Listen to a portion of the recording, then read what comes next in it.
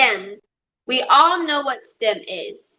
Science, technology, engineering, and math. We have spent the last year and a half learning about STEM careers, from inventors, engineers, cyber technologists, solar engine, battery designers, astronauts, pilots, software application developers, and more. Welcome to the BEYA Stars and Stripes Career Day. I am Moria Bowman, a BEYA Stars and Stripes STEM ambassador, 11th grader from Gainesville, Florida. I am in the National Honor Society and very interested in science. I enjoy solving problems using technology and look forward to working in the medical field. Today, our speaker is Miss Simone Barkley, a marine biologist in Baltimore, Maryland. I am joined by our guest student ambassador, Gabby. Over to you, Gabby. Hi, I'm Gabby Love from Bethesda, Maryland. Welcome to the STEM City USA Metaverse built using the newest Web 3.0 technology. If you want to create content on our metaverse called STEM City, please join our movement. Your teachers and counselors can contact us and we will talk with them about the process. The BEYA Stars and Stripes Career Day was started by 4 founders. Number 1, Dr. Tyrone Tabor.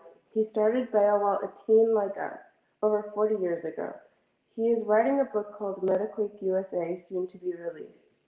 Number 2, Brigadier General Velma Richardson. She is a legend in the corporate IT world and one of the first 10 women generals in the Army. Lieutenant General Bruce Crawford, U.S. Army retired, and Vice Admiral Walt Davis, U.S. Navy retired, are our chairman and our chairman emeritus, and they serve as mentors to students and teens like us from all across the country. Over to you, Lieutenant General Crawford. Well, Gabby, thanks so much. And what an honor it is to be here again today. And first of all, I wanted to thank everybody else who's dialed in and who's watching this for the gift of your time. I can think of no greater gift to our young people and no greater investment in the next greatest generation of leaders than the gift of a good example. And so I think you all are setting a good example for what right looks like in the future in terms of investing in the next greatest generation. A couple of things. So the purpose of this morning is really about exposing you to information that really ignites a passion for a career in STEM, given the importance of STEM to our futures globally. Today, we've got the honor of hearing, as you heard, from a marine biologist. But the last point that I wanted to make is today is all about an opportunity for you to really experience the art of the possible, hearing from ordinary people who are doing extraordinary things that will literally change the world. And so to our future scientists, technologists, and engineers who are out there, your one big question ought to be, why not me? Why shouldn't it be me? With an opportunity to achieve these kinds of goals and to make these types of contributions. And so, again, I just wanted to take the opportunity to thank everyone for being here and look forward to a really exciting session today. So back over to you, Salia. Thank you all. Thanks, Lieutenant General Crawford. Hi, everyone. I'm Salia Hearst from Sarasota, Florida. Today is my birthday, and this is one of my last career days, as I will be heading off to Florida State University in a few months. I would like to introduce our guest speaker for today, Ms. Symone Barkley. She is a proud Baltimore-born scientist and educator with a wide range of experiences in the marine science field. Among her many accomplishments, she launched a Piece of Nature STEM kits for children. This kit provides engaging hands-on learning activities to help educate kids about environmental sustainability. Ms. Barkley supports BIMS, Black and Marine Science, allowing her to build a better community for aspiring Black marine scientists. Ms. Barkley, take it away. Hello. Hi, everybody. Thank you so much for having me. And again, my name is Simone Barkley. I'm a marine scientist and an environmental educator. And so we're going to get started by first doing a really quick little demonstration. And it's going to show us a little bit about water and why water is so unique and the things about water water that I love. Okay, so have you ever thought about how many drops of water you could fit on a penny? If you haven't, we're going to find out.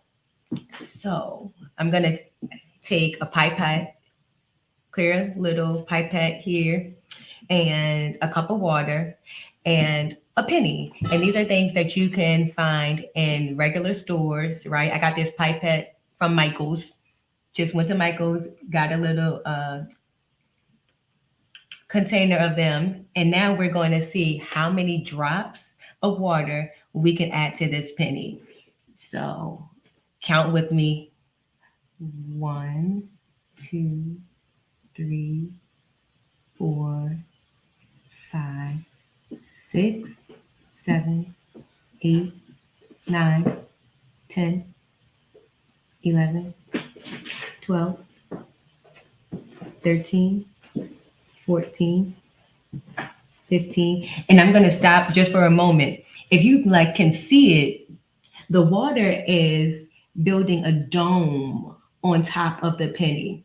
And that's because water molecules are polar. So they have the hydrogen and the oxygen molecules that make up your H2O.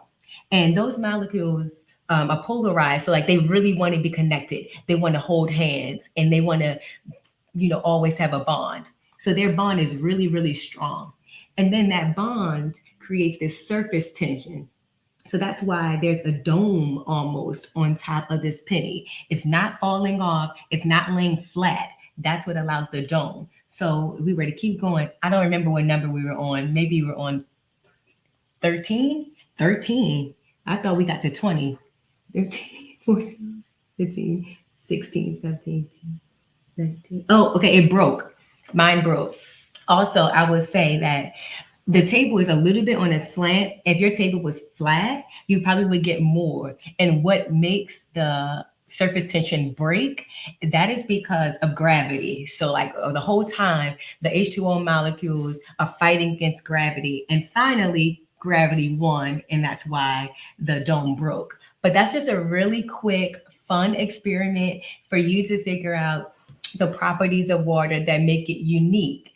Water is so dynamic, and so many of these things about water make it a really great habitat for organisms to live in. So this is just a thing I like to do to get your mind working. And you could try this again with oil or with different types of substances and see if it does the same thing.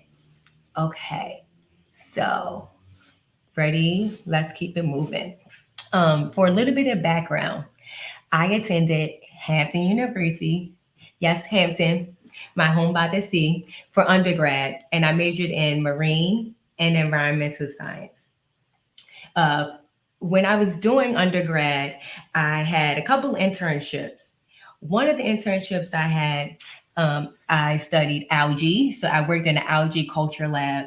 And that was where we had these large bags of algae, which is really just, algae are microscopic plants, but they actually are in the water column. So it kind of just looks like bag of colored water. And I used to have to siphon the algae out of the bags. So I would suck like a tube, suck the seawater out of these large bags. Tasted gross. I realized I don't want to work in a lab with algae. So that was my experience with trying some new things, trying to study different parts of the ocean. Figured out, okay, algae is not it. So then I moved on. The next summer, I actually studied pesticide management, and that was really cool. I got to learn a little bit about how do you regulate how pesticides are managed and applied to land that is near a body of water that has an endangered species in it. I don't know, would you ever think about that you have to know how your pesticides will be impacting a body of water and the animals that live in it? Because it's definitely a consideration. And then I studied blue crabs the following summer, and I learned about how they react to being in low oxygenated conditions. The Chesapeake Bay sometimes has period of time where there's not a lot of oxygen in the water. And so I wanted to learn a little bit about how do the blue crabs respond to that, especially knowing that blue crabs are critical to our economy here. And then I went on to study sharks. And that was my first introduction to studying sharks.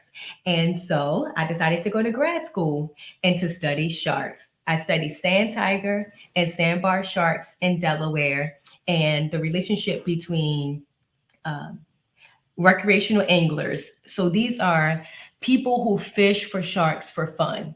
You are allowed to do this, but there are some sharks that are prohibited. So that means that you have to limit how you engage with them. There are certain protocols and certain regulations that are in place. And so the work that I did was to understand if the anglers, the people that are fishing for the sharks, if they know about those regulations, if they follow them, if they think that sharks need to be protected or not. So this was a lot of work.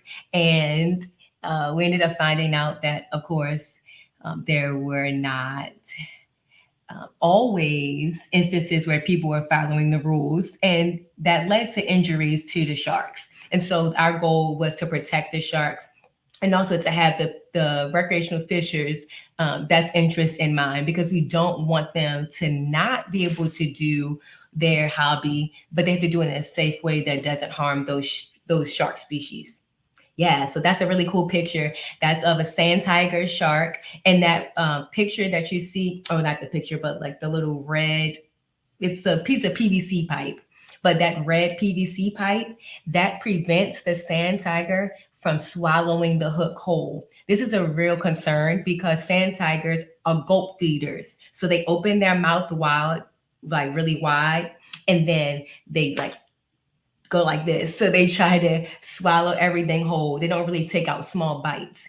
But what we ended up finding was that when there were hooks with bait on them, those sand tiger would be swallowing the hook whole. So the hook would get lodged in their belly, and of course cause internal bleeding, and then we would see delayed mortality. So they would die or wash up onto the shore. But that piece of PVC pipe, that pipe actually prevents the hook from swallowing from going down into the shark because it blocks it. The hook is the piece of PVC pipe is longer than the shark's mouth.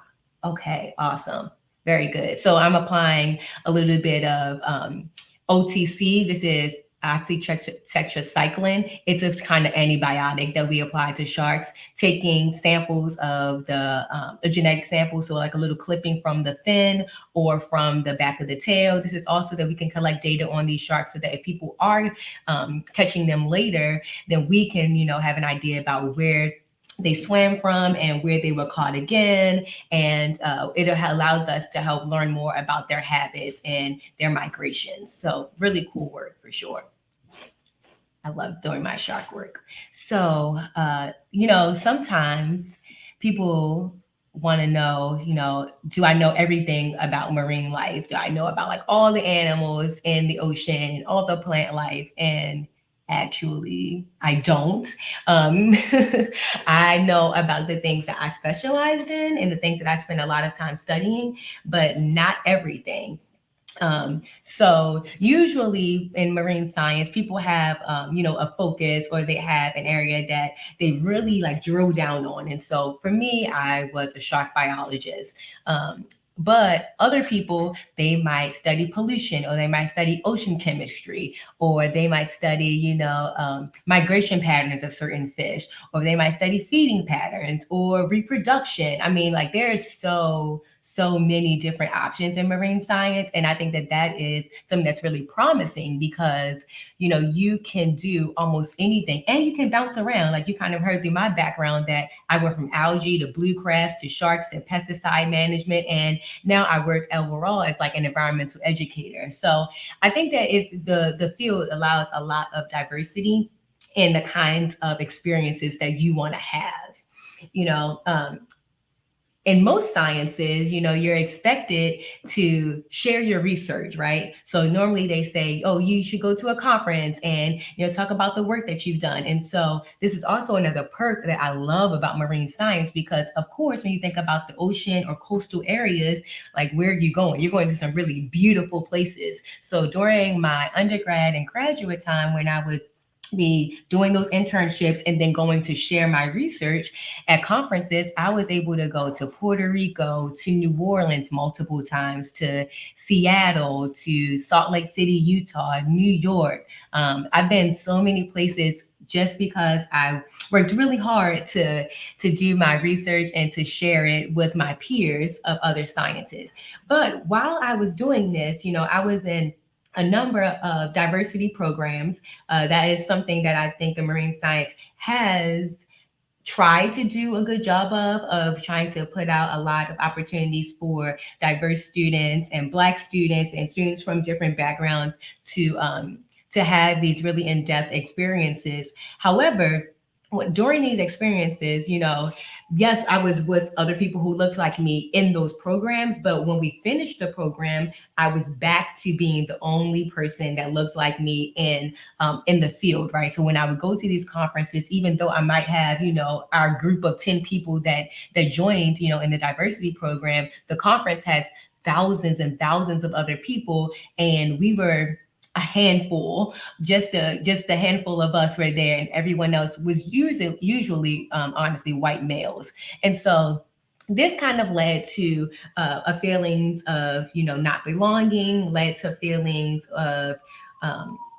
insecurity, of course, of wondering if it's a safe space, of being questioned a lot about the work that I do, and if I know enough, or if I am actually, a marine scientist who should be taken seriously. And that led to actually Dr. Tiara Moore sending out a tweet in 2020 where she asked if there were any marine scientists that wanted to create a marine science week. And so this was kind of on the height of George Floyd and a host of other incidents that had happened. And so we decided to, group together and to create Black and Marine Science Week. And that was started in 2020. And we had such great success with working together, such great success with meeting people that we didn't ever know worked in the space. We have members across this country and in other countries. And again, when I was in those conferences, I wasn't seeing that many people that looked like me, but I know that they exist. I know that there are other Black people that are in marine science. And so Black and Marine Science was born. Black and Marine Science is an amazing organization that I'm so proud to be a part of. And our goal is to celebrate Black marine scientists, spread environmental awareness, and inspire the next generation of scientific leaders. And we do this through a few different things. But I'll talk a little bit about those as we go through some of the questions that I normally get around marine science. And one of those questions is, do you have to be able to swim to be a marine scientist, or do you have to be scuba certified? And I would say, no, you do not have to be able to swim, and you don't have to be scuba certified. Even though I worked on a boat with sharks, I didn't actually have to get in the water with the sharks. We just would catch them on the side of our boat and do our workup with them, take our samples and so on. But I didn't have to actually get in the water. There are other marine scientists where their work does require them to get in the water, right? Their work does require them to swim or snorkel or scuba dive.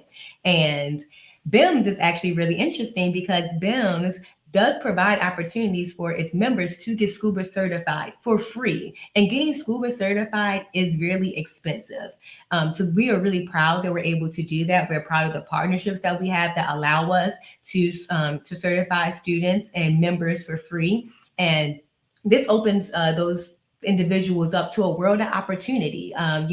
You could be hired as a scientific diver to collect samples. You could be, if you're a photographer and you also can scuba dive, you can be hired to take photos of these really amazing creatures underwater or habitats underwater. So it does really open, individuals up to a new world. But the answer to the question of if you have to be scuba certified or if you have to know how to swim is no. You could work in a lab. Like when I was doing my algae research, I was in a lab. I wasn't even near water. Some scientists, marine scientists, they look at a lot of video footage because, for example, right, if you want to study the deep ocean, people don't really go to the deep ocean.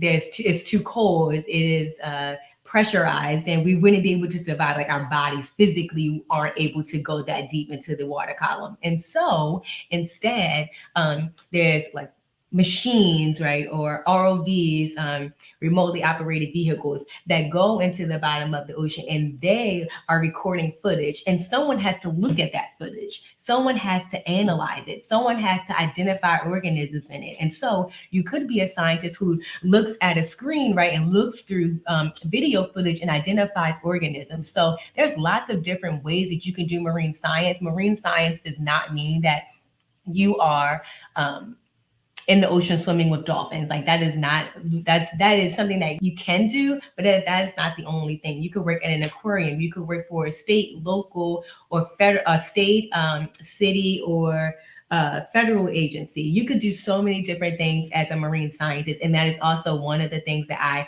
really, truly love about marine science. So yeah, I get excited thinking about it. As I think a little bit more about marine science and the kinds of opportunities that there are, a lot of times you might hear that people talk about coral reefs and how coral reefs are dying off, right? And coral reefs are experiencing ocean acidification, and they are starting to lose their brightness, and they're starting to lose their coloration. And this is because we have seen rising temperatures. Sea temperatures are rising, and the ocean is becoming more acidic. And so people normally ask, do you have to, are coral reefs rocks? Are they alive? Because if you're saying that they're dying, but they kind of just look like rocks, it really doesn't make a lot of sense, right? So we're going to watch a video because BEMS has a YouTube channel. And in this YouTube channel, we put out different types of content. One of those types of content that we put out is called BEMS Bites. BEMS Bites are 5-minute bites of marine science to teach you about a marine science topic led by a Black marine scientist. And so we're going to watch a BEMS Bite from Andrew Walker. And this is actually a BEMS Bites kid. So this is like a kid's version that we have, and it's about coral reefs. So let's check it out. To kick off the year right, I'm taking a bite out of coral, the most interesting animal you thought was a rock. When a lot of people see coral, they assume it's a beautiful undersea plant or colorful rock formation. But coral is an animal. But don't worry if you thought otherwise, because in a way, you are right as well. But we'll get back to that in a moment. Coral are animals, and they are animals that live in colonies. We call an individual coral a polyp. These are small, flower-shaped animals that has a mouth surrounded by little tentacles with special stingers. Very similar to the stinging tentacles of their cousins, the jellyfish. These little tentacles help coral polyps to catch and eat their food. All right. So that was just a little bit of the BEMS Bite episode, Corals, led by Andrew Walker. And you should really check out some more of the BEMS Bites episodes by subscribing to our YouTube channel. So on that YouTube channel, I've mentioned that we have BEMS Bites, and we also have BIMS dives. And BIMS dives are our deep dives into larger marine science topics led by more renowned marine scientists. So Dr. Ayanna Elizabeth Johnson has been on there, Dr. Dawn Wright. Dr. Dawn Wright is magnificent. She studied the deep ocean.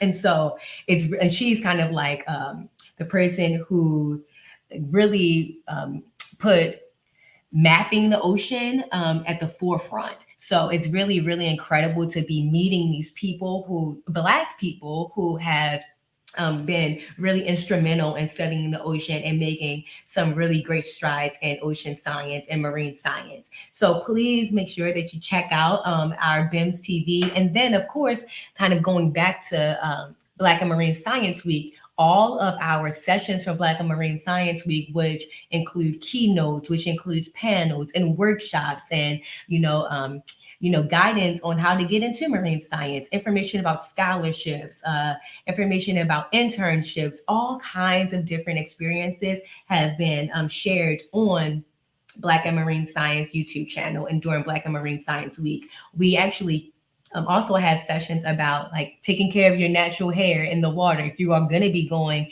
into the water and scuba diving, like how do we care for our hair? What kinds of, what kinds of considerations do we have to prioritize? So these are things that, honestly, our advisors or sometimes our professors when we were in school didn't always think about, but this is something that we want to change, right? We want the field of marine science to be inclusive to everyone because all of our ideas are critical, and and of course, right, the ocean impacts everyone, and the communities that are experiencing the impacts of climate change usually are Black and brown communities, right? They are experiencing those impacts the most. And so we want to make sure that we are reaching everyone.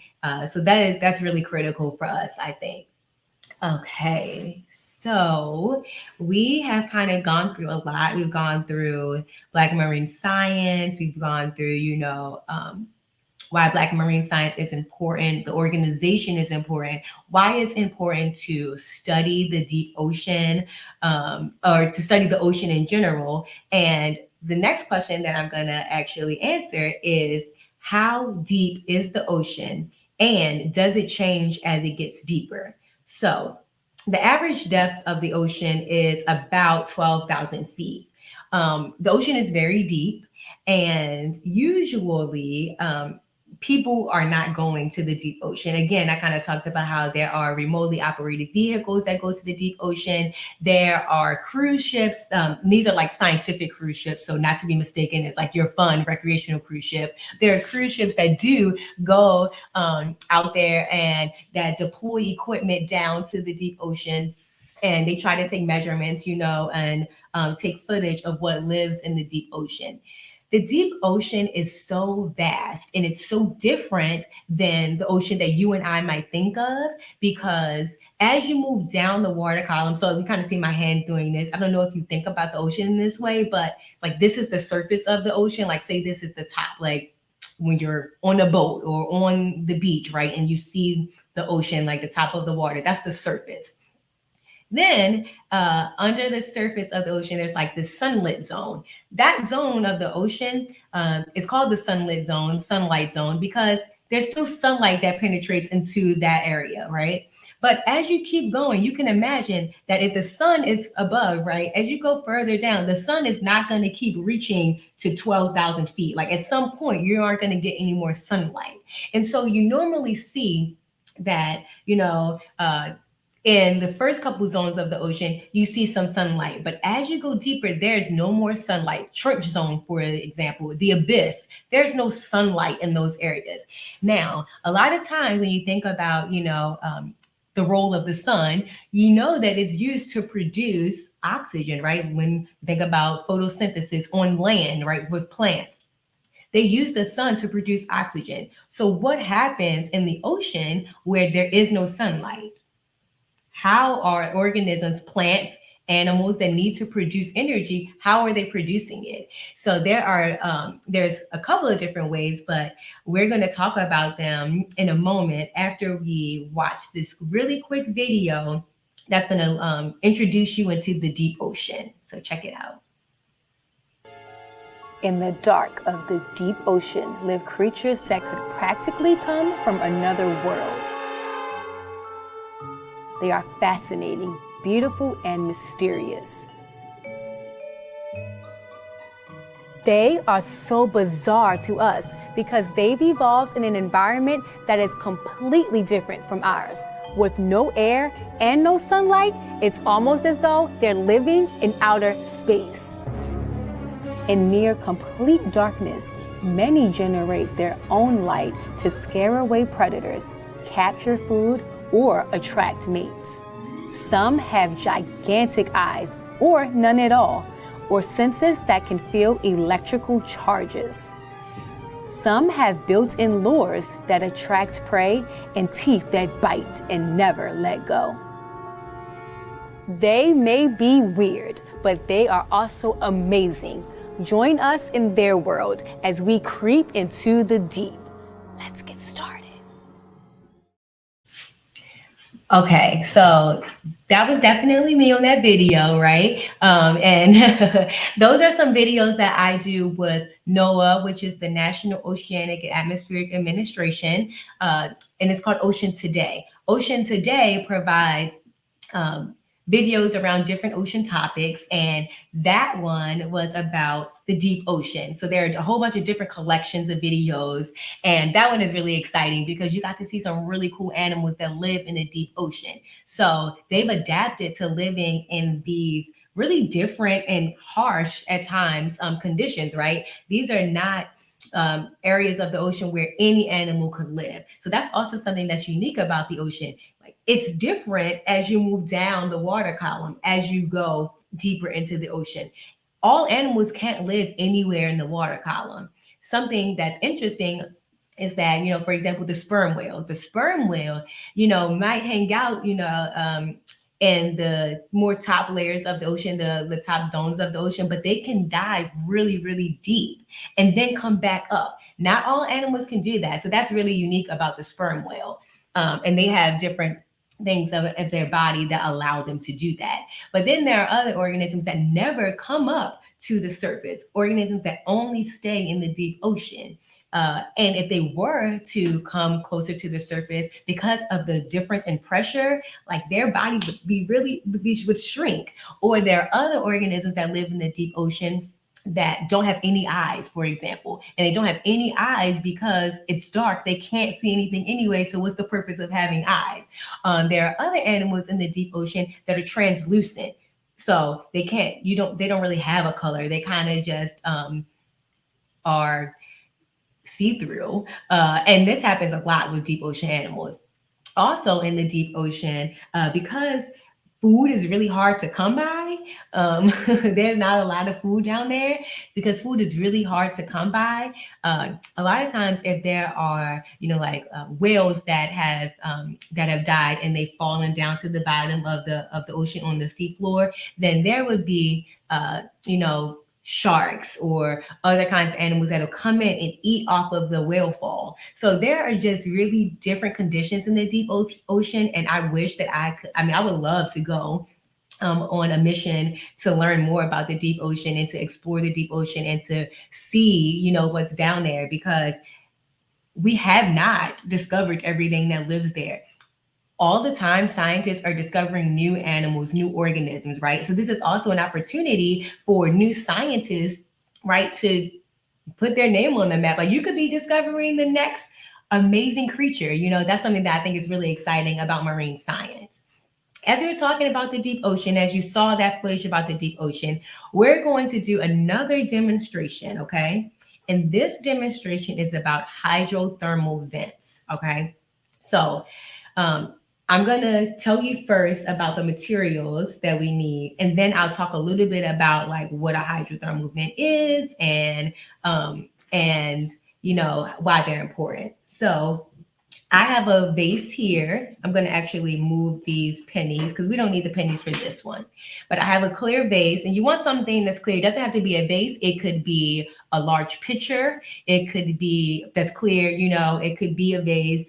Anything you have that is pretty large in size. Okay.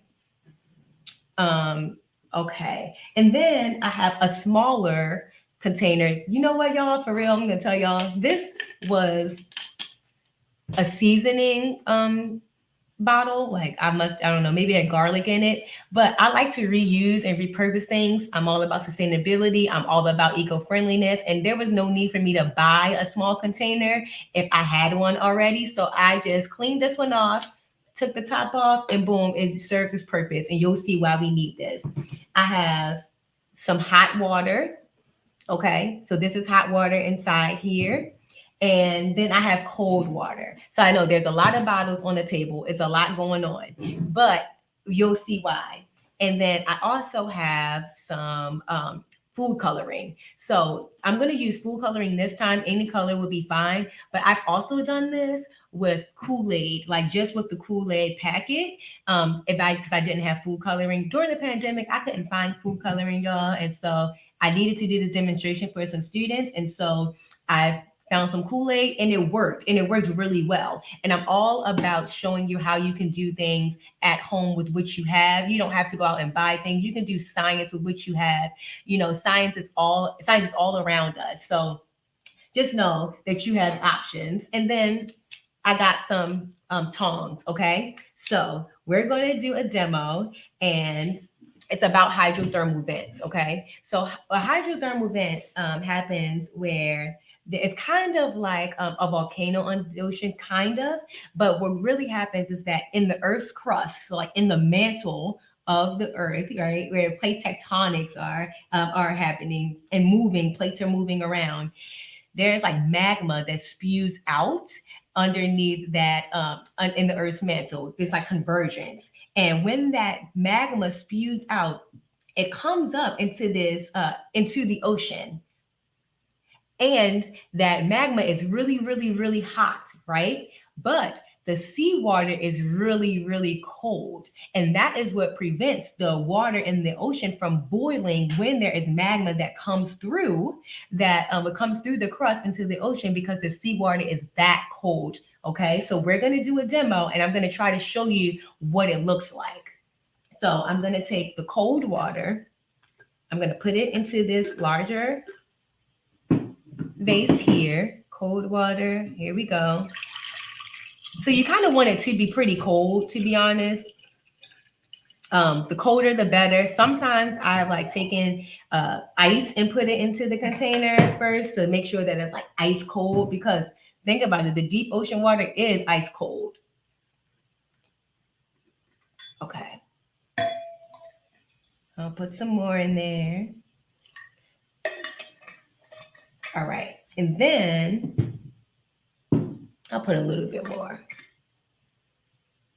I'm not trying to make a mess, but I do want to show y'all how it goes.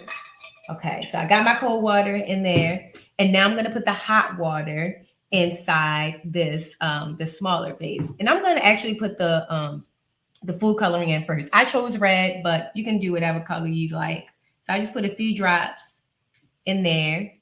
Now I'm going to put the hot water in.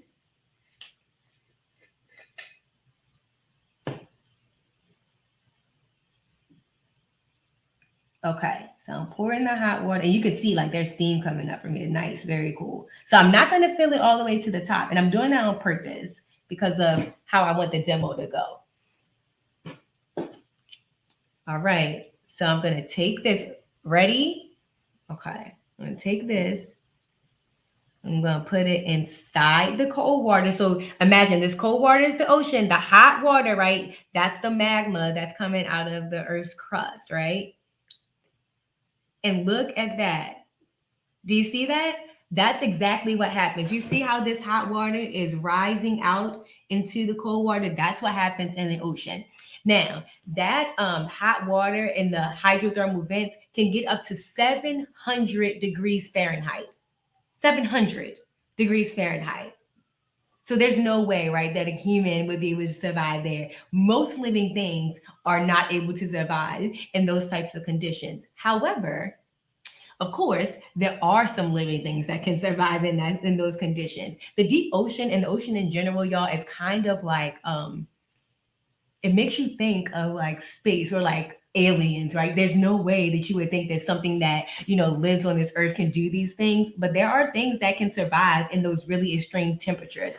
And they are able to do that through chemosynthesis, through all kinds of other processes that we don't have the ability to do, that allow them to survive in these really extreme environments.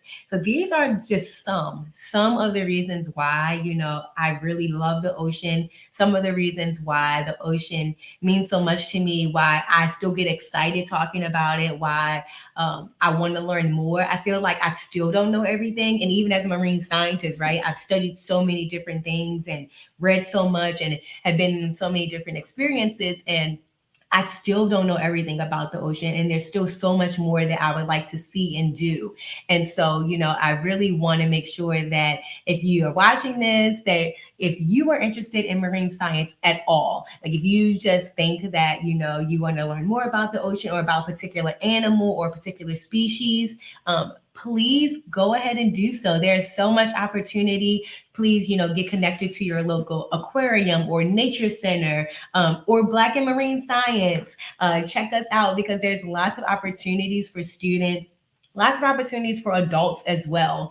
And so I want to make sure that everybody knows how valuable the ocean is. You get half of every, I guess I should really say it like this. Every other breath you take comes from the ocean. That's really significant. Every other breath that you take comes from the ocean. That's how much oxygen plant organisms in the ocean produce, like algae and plankton. They produce that much oxygen that we are breathing because of them. The ocean is critical. It's so important to us. We get food from the ocean.